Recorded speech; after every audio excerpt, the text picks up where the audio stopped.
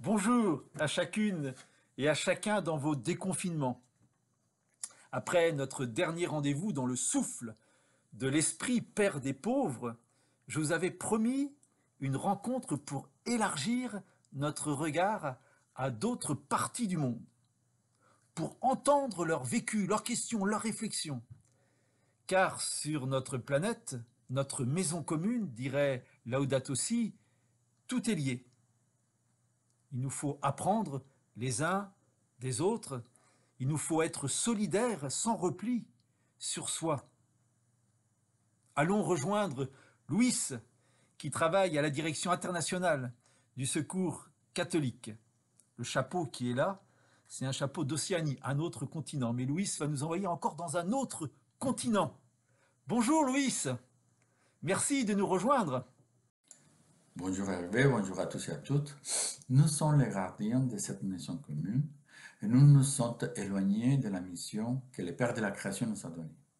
Rénover la maison, la faire fleurir, faire d'elle un jardin où tous les êtres vivants peuvent s'épanouir. Pour nos modes de vie, nous avons au contraire abusé d'elle. En regardant et en laissant faire, nous en avons fait un désert, une déchetterie à ciel ouvert. C'est ainsi que depuis 6 mois, la maison commune a pris le feu. Les peuples autochtones de l'Amazonie, exploités depuis des siècles et traditionnellement négligés par le pouvoir public, sont ceux qui payent le plus lourd tribut à la démesure de nos modes de vie. Ils continuent à être sacrifiés sur les autels du consumérisme de notre monde civilisé.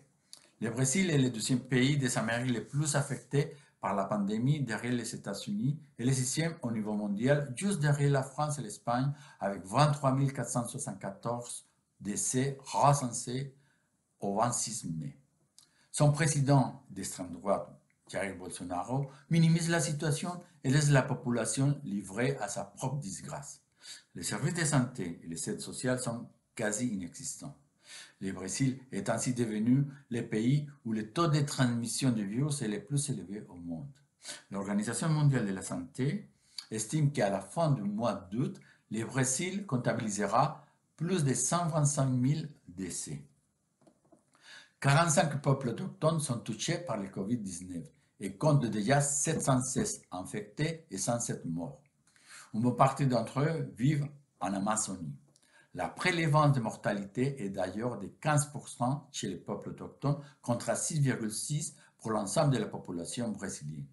Nous assistons ainsi, par la négligence des politiciens, à un véritable massacre des peuples autochtones. Ils doivent choisir entre mourir du virus ou mourir de faim, car leurs sources de revenus sont à l'arrêt, alors qu'un autre feu est en train de ravager la maison commune, celui de la récession et du chômage, qui augmentera la famine, les maladies et la mort. Malgré tout, au milieu de la crise sanitaire, nous avons aussi vu naître des gestes de solidarité et d'entraide aux quatre coins du monde. Nos bénéficiaires, pour la plupart amérindiens et des paysans, se sont notamment organisés pour venir en aide et distribuer des aliments dans les bidonvilles. Une économie de partage a ainsi vu le jour. Laudato aussi nous a démontré que le simple battement des ailes d'un papillon dans un des coins de la maison peut causer à l'autre extrémité des tempêtes dévastatrices. Il nous invite à prendre soin de notre maison commune, à être responsables dans nos gestes quotidiens afin de préserver les bien vivre en commun. C'est là, nous pouvons le faire à plusieurs échelles. En militant pour le respect de la protection des droits humains et de la nature, en demandant au pouvoir politique et économique l'application des lois allant dans ce sens-là, mais aussi soutenant les initiatives des partenaires dans leur recherche de modèles alternatifs de développement.